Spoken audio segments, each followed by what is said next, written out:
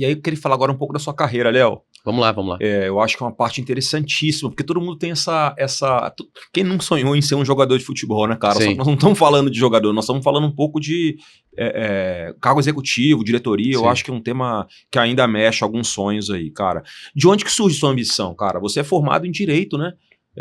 A gente estava falando aqui, teve experiência fora, estudou sobre o tema, mas, cara, da onde que surgiu essa ambição do tipo, futebol vai ser minha vida profissional daqui pra frente? Na verdade, eu acho que, assim como todas as pessoas que são apaixonadas pelo futebol, ou jogaram ou tiveram a ambição de se tornar um jogador de futebol, e eu digo jogar não profissionalmente, jogar que seja de forma lúdica, e se interessa pelo futebol. Então, assim, antes de mais nada, acho que a gente cria isso, a gente é brasileiro, a gente tem isso na veia, a gente tem isso no sangue, cultural, a gente tem, né, isso na nossa cultura.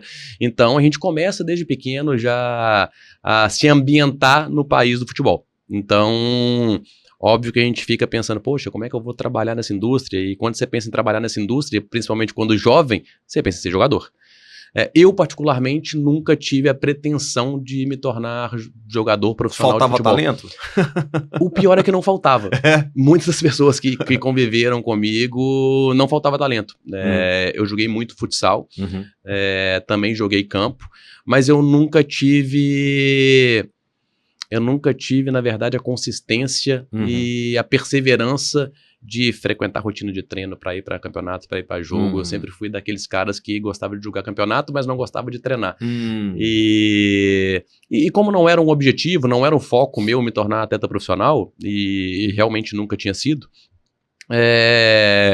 eu trilhei meu caminho, eu utilizei o futebol muito mais como uma forma de diversão e lúdica. Até fui remunerado por algumas vezes para jogar um campeonato, para jogar outro campeonato, isso acontecia muito. Mas aí, por óbvio, tem que ter o apoio da família, tem que ter ambições e objetivos muito concretos para que você se torne um jogador de futebol. E se você tiver tudo isso, ainda é difícil. Então, eu já não tinha o principal, que era a vontade, o interesse de ser. E aí, minha família também nunca foi uma família que apostasse nos filhos como atletas, apostavam muito mais na educação, e a gente vê hoje que a decisão sempre é acertada, focar na educação, e antigamente era quase que uma escolha, abdicar de uma educação para ir para o jogo, e essa não era uma opção. Então, eu fui fazer minhas faculdades, também com muita dúvida ainda. Eu fiz Direito, iniciei Direito e Contábeis concomitantemente.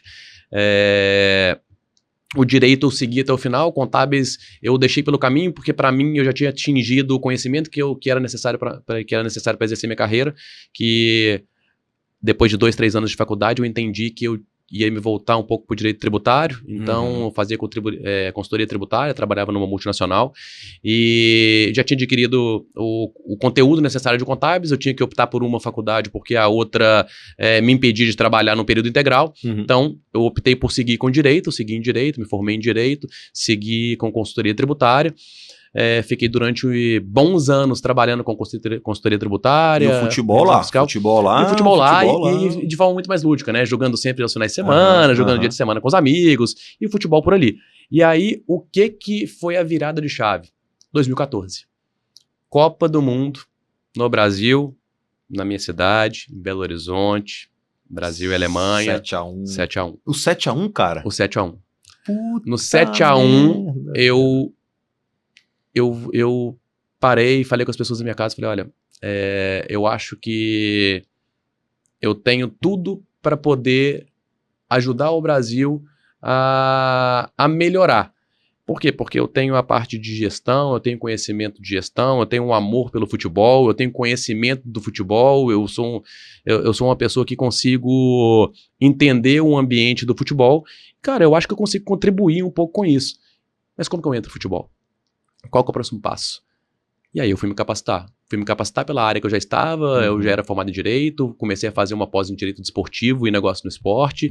Essa pós me possibilitou conhecer as pessoas do mercado. Conhecendo as pessoas do mercado, na própria coordenação do curso, tinham pessoas do mercado, me chamaram para trabalhar.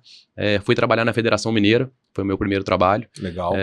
Na diretoria de competições. Ali eu tive um leque maior de conhecimento, um leque maior de de amplitude do futebol de base, futebol feminino, futebol masculino, futebol amador. Então ali eu percorri por tudo, registro, transferência, e ali eu tive acesso a basicamente tudo, arbitral, como é que funciona na verdade a montagem, a confecção de um calendário, como que funciona o processo de regulamento, de patrocínio, de tudo. Então, assim, eu consegui ali foi uma grande escola, consegui ter acesso a diferentes temas no futebol e continuei buscando me especializar. E nessa busca por especialização, até falar para todos aqui, para que quem tenha a vontade de ou mudar de curso, ou seguir na sua carreira, e aí pode ser qualquer carreira, qualquer trajetória, em qualquer área, eu me apliquei para uma bolsa do governo britânico, um programa que se chama Chevening. O Chevening é um programa do governo britânico que você faz quase que em 9 meses, você faz um processo seletivo muito grande. Tem um de futebol, cara. E, na verdade, ele é abrangente. Ele seleciona 30 pessoas de diversas áreas de atuação que estejam em meio de carreira e possam se tornar líderes nas suas áreas. E não necessariamente é definido por área, só que sempre tem algumas vagas para o esporte. Então tem desembargadores, tem a parte jurídica, a parte de economia, a parte de óleo e gás, a parte de esportes. E eu me apliquei para a parte de esportes e fui um dos selecionados no ano de 2016 para ir em 2017. Então, em 2017, eu obtive essa bolsa, e essa bolsa eu digo que ela é importantíssima, principalmente na parte de financiamento. Ela te financia, e aí, obviamente, você tem que passar por todo o processo seletivo da universidade que você escolher. O que a bolsa faz é te dar toda a potencialidade para que você faça um curso, ou seja, um MBA ou um doutorado no Reino Unido, com tudo pago. Acomodação, hospedagem, moradia, custos gerais, passagens aéreas, o curso pago. Então, assim, acredito que a grande maioria das pessoas não vai ter uma disponibilidade de dinheiro sobrando para que possa fazer isso, porque é um curso de 1 ano, é um curso que você se dedica integralmente, de manhã e de tarde, e aí você, de novo, você escolhe o curso da sua área de atuação, você se aplica para a universidade, você aplicando para a universidade você tem que passar, e como você já tem o direito adquirido e aí o direito adquirido que eu adquiri por ter participado do processo do Chevening, depois de 9 meses, me credenciou a fazer tudo por esse programa. Então, eu consegui fazer esse curso que, vamos lá, para qualquer pessoa, uma pessoa normal, seria hoje um custo de 50 mil libras. Então, 350 mil reais, mais ou menos, que a pessoa tem que retirar do próprio bolso para fazer isso, e o Chevening me providenciou e me disponibilizou a isso. Você foi para lá com quantos anos? E aí eu fui para Inglaterra. Eu fui para lá para Inglaterra. Londres. Eu fui para Liverpool.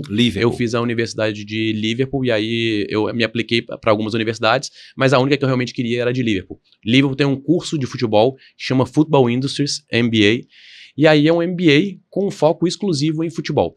E os professores são os professores que estão na indústria da Inglaterra, principalmente, e no geral da Europa. Então, na época, quem me deu aula foi o CEO do Liverpool, o do Everton, o do Borussia Mönchengladbach, parte técnica do Guardiola deu uma aula. Então, assim, a gente tem possibilidade de estar com diversos players ali do mercado referência mundial, e foi uma experiência riquíssima. Então, eu fiquei lá 17, 18.